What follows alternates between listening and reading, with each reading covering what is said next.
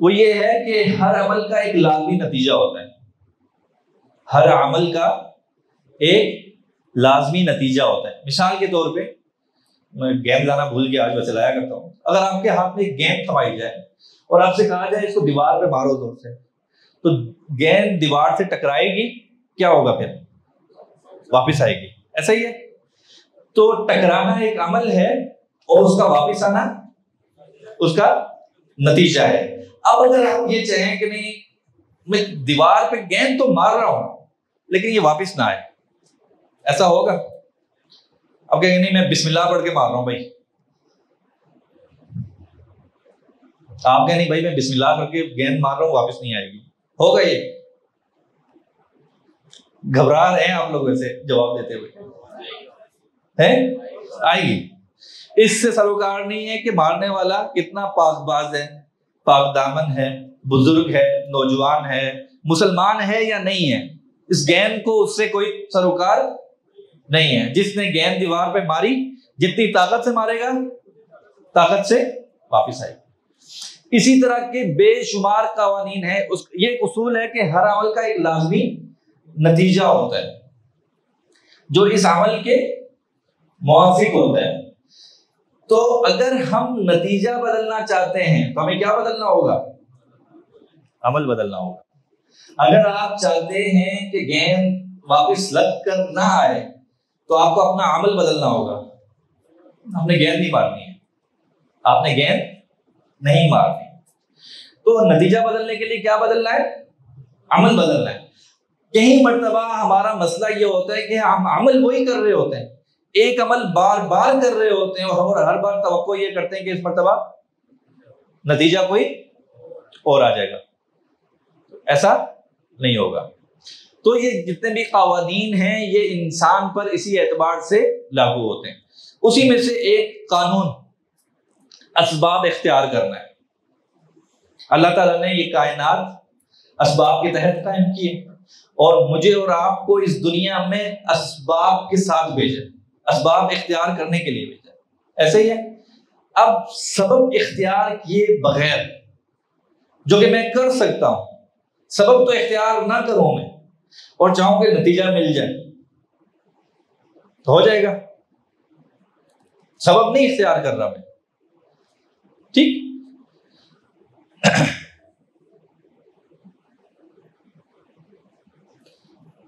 تو ہر عمل کا ایک لازمی نتیجہ ہوتا ہے اور وہ ہر شخص پر لاگو ہوتا ہے. ہر شخص پر لاگو ہوتا ہے. اب میں اپنی بات کی دلیل بھی دے دیتا ہوں آپ کو.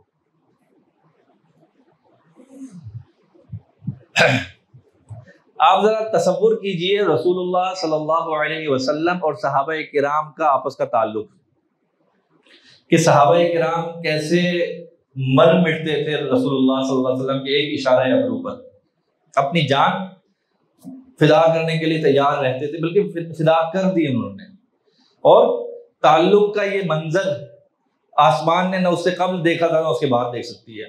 ہم جتنا بیان کر لیں حقیقت تو یہ ہے کہ ہم اس تعلق کی کیفیت کو پہنچ ہی نہیں سکتے ہیں. وہ کیا کیفیت تھی اور کیا وارفتگی تھی جان کی. ٹھیک ہو گیا. اور رسول اللہ صلی اللہ علیہ وسلم کا ان کے ساتھ جو طرز عمل تھا. اب صحابہ کی اس محبت کو سامنے رکھیں، بلکہ وہ غزوہ احد کا موقع ہے کہ جب ایک شدید حملہ ہوتا ہے رسول اللہ صلی اللہ علیہ وسلم پر، اکثر صحابہ کرام ہٹ گئے، کچھ آپ کے ساتھ ہیں. اس میں ایک افضل ابو دجانہ بھی کھڑے ہیں جو آپ کے سامنے آ کے کھڑے ہو جاتے ہیں کہ تیر آئے تو مجھے لگے. اس کیفیت میں سامنے سے دشمن حملہ کر رہا ہے، تیر آپ کے لگ رہے ہیں اور رسول اللہ صلی اللہ علیہ وسلم کو اپنے پیچھے چھپایا ہوا ہے. اس لمحے خیال آتا ہے کہ رسول اللہ صلی اللہ علیہ وسلم کی جانب پشت کی ہوئی ہے میں نے، اور پھر رسول اللہ صلی اللہ علیہ وسلم کے ساتھ جانب سینہ کر کے اور پشت دشمن کی جانب کر کے کھڑا ہو جاتا ہے. یہ جذبہ. اب اس سارے چیز کو سامنے رکھیں. قرآن کریم کی ایک آیت نازل ہوتی ہے، وَلَوْ كُنْتَ فَظًّا غَلِيظَ الْقَلْبِ لَانفَضُّوا مِنْ حَوْلِكَ. وَلَوْ كُنْتَ فَظًّا غَلِيظَ الْقَلْبِ لَانفَضُّوا مِنْ حَوْلِكَ. کس کو مخاطب کر کے کہا جا رہا ہے؟ جی رسول اللہ صلی اللہ علیہ وسلم کو. اور کس کے حوالے سے کہا جا رہا ہے؟ صحابہ کرام کے حوالے سے کہا جا رہا ہے کہ اگر آپ سخت مزاج ہوتے، اگر آپ نرم مزاج نہ ہوتے تو یہ لوگ آپ کے ارد گرد یوں پروانہ وار جمع نہ ہوتے.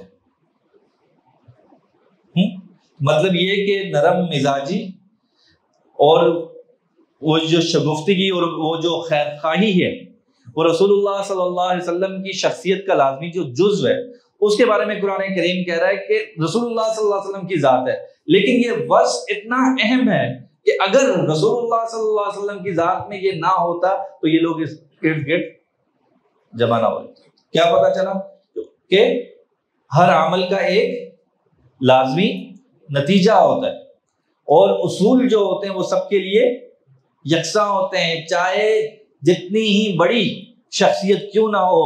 یہاں تک کہ اپنے وقت کے 2 نبی دعوت دینے جا رہے ہیں اور اللہ تعالیٰ نصیحت فرما رہے ہیں کہ قولا لہ قولا لینا.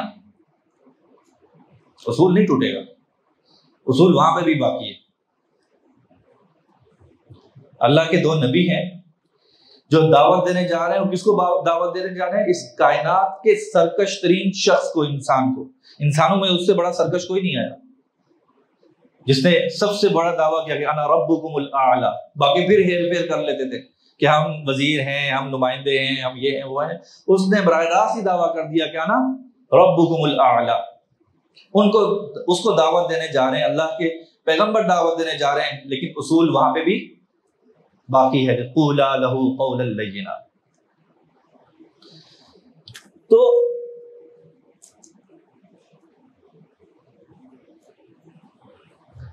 عہدہ کتنا ہی اہم کیوں نہ ہو، منصب کتنا ہی بڑا کیوں نہ ہو، کوئی بھی شخص اصول سے ماورا نہیں ہو سکتا.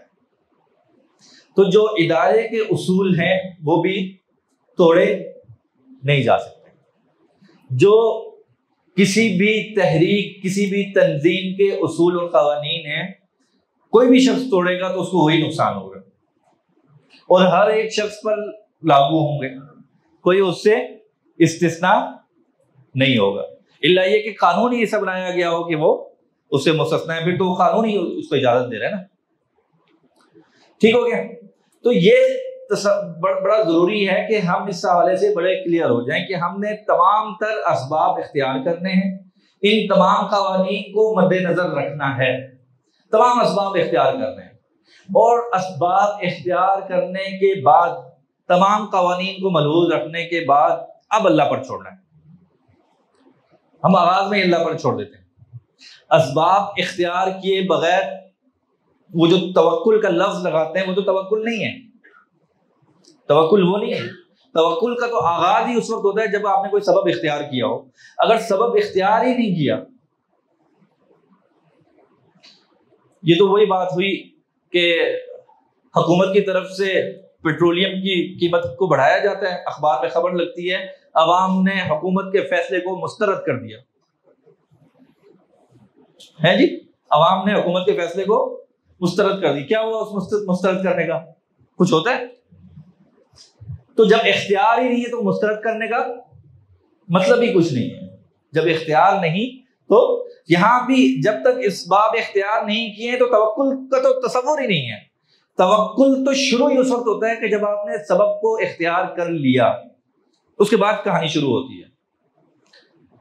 کسی فقیر کے والے سے کہا جائے بھائی بڑا سخی ہے کچھ نہیں دینے کو، نہ کبھی اس نے دیا، لیکن کہا جائے کہ بڑا سخی ہے، تو کبھی کچھ ہوگا اور اس سے واسطہ پڑے گا تو پتہ چلے گا کہ سخی ہے کہ نہیں ہے. تو بہرحال تو قوانین فطرت وہ کسی سے کوئی اس سے مستثنا نہیں ہے، ایک چیز. اور دوسرا اسباب اختیار کرنے ہیں، تمام قوانین کو بروئے کار لانا ہے، تمام نظم کا حصہ بننا ہے، نظم کو تشکیل دینا ہے. یہ ساری چیزیں کرنے کے بعد اب پھر تمام تر اعتقاد کس پر رکھنا ہے کہ یہ کام کس سے ہوگا؟ اللہ سے ہوگا. پھر کہیں گے کہ یہ کیا ہے؟ توکل ہے. یہ سب کرنے کے بعد اب ہم نے یہ نہیں کہنا کہ ہمارا نظم بڑا مضبوط ہے اور ہمارے قوانین بڑے زبردست ہیں اور ساتھ ہی بڑے محنتی ہیں. نہیں، یہ سب چیزیں اپنی جگہ ہیں، لیکن اب جو کام ہو رہا ہے وہ کس وجہ سے ہو رہا ہے؟ اللہ. یہ ہے. ٹھیک ہو گیا جی. تو قانون فطرت ہر عمل کا ایک لازمی نتیجہ ہوتا ہے. نتیجہ بدلنا ہے تو کیا بدلیں؟ عمل بدلیں. اگر آپ زمین پر گری ہوئی ایک لاٹھی اٹھا رہے ہیں جس کے آخر میں کانٹے ہیں، اب اگر لاٹھی اٹھا لیتے ہیں آپ وہ اور یہ چاہتے ہیں کہ اس کے ساتھ کانٹے نہ آئیں، ایسا نہیں ہوگا. یہ پیکج کا حصہ ہے پورا. وہ کانٹے اس لاٹھی کے ساتھ لگے ہوئے ہیں، اگر آپ اٹھائیں گے تو وہ کانٹے بھی ساتھ آئیں گے ہی آئیں گے. ٹھیک ہو گیا؟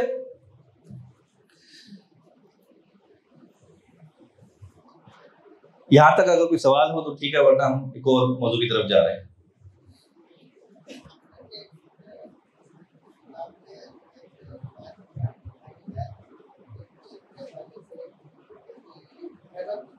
اگر یہاں تشریف لے آئیں تاکہ سب کو آواز آ جائے.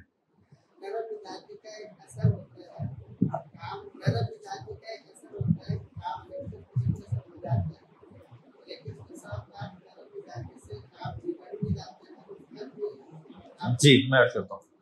جی میں نے جیسے عرض کیا کہ رسول اللہ صلی اللہ علیہ وسلم کی شخصیت یا آپ کے مزاج کا جو سب سے نمایاں وصف ہے جسے قرآن کریم خود بیان کر رہا ہے، وہ آپ کا نرم مزاج ہونا اور خیر خواہ ہونا. اب فرما رہے ہیں کہ بسا اوقات نرم مزاجی کا نقصان بھی ہوتا ہے. تو یاد رکھیے گا کہ جب نظم کا معاملہ ہو تو سختی کی بھی جا سکتی ہے اور سختی کرنی بھی چاہیے. آپ دیکھیے کہ جب تک ذات کا معاملہ تھا تو طائف معاف کر دیا گیا، اور جب نظم کا معاملہ آیا تو تبوک پر نہ جانے والوں پر باس پرس ہوئی. 40-50 دن تک صحابہ اکرام رضوان، 4 صحابہ اکرام تھے غالباً جن کا معاشرتی مقاطع ہوا اس لیے کہ وہ نظم سے ہٹے تھے. تو ہمیں رسول اللہ صلی اللہ علیہ وسلم کی حیات مبارکہ سے مل رہا ہے کہ نظم میں سختی بھی کی جا سکتی ہے، لیکن اس سختی میں بھی پیچھے خیر خواہی مقصود تھی. خود حضرت کعب رضی اللہ تعالیٰ عنہ فرماتے ہیں کہ جب میں مسجد نبوی میں نماز پڑھنے کے لیے حاضر ہوتا تو رسول اللہ صلی اللہ علیہ وسلم میری جانب نہ دیکھتے. وہ جو ناراضگی کے ایام ہیں ان کا تذکرہ فرماتے ہیں. اور جب میں نماز پڑھنے لگتا تو میں دیکھتا کہ رسول اللہ صلی اللہ علیہ وسلم کن اکھیوں سے میری طرف دیکھ رہے ہیں، اظہار محبت ہے. تو وہ جو ناراضگی ہے اس کے پیچھے بھی کیا ہے؟ خیر خواہی ہے، اور محبت گئی نہیں ہے، محبت ختم نہیں ہوئی، محبت باقی ہے اور خیر خواہی کا جذبہ باقی ہے. لیکن چونکہ نظم کا معاملہ ہے اس لیے اس کو اس کے اندر کرنا بھی ضروری ہے. تو حضرت نظم ضرور ہے اور اس میں سختی بھی ہوگی، پابندی بھی ہوگی، نرم مزاجی اپنی جگہ.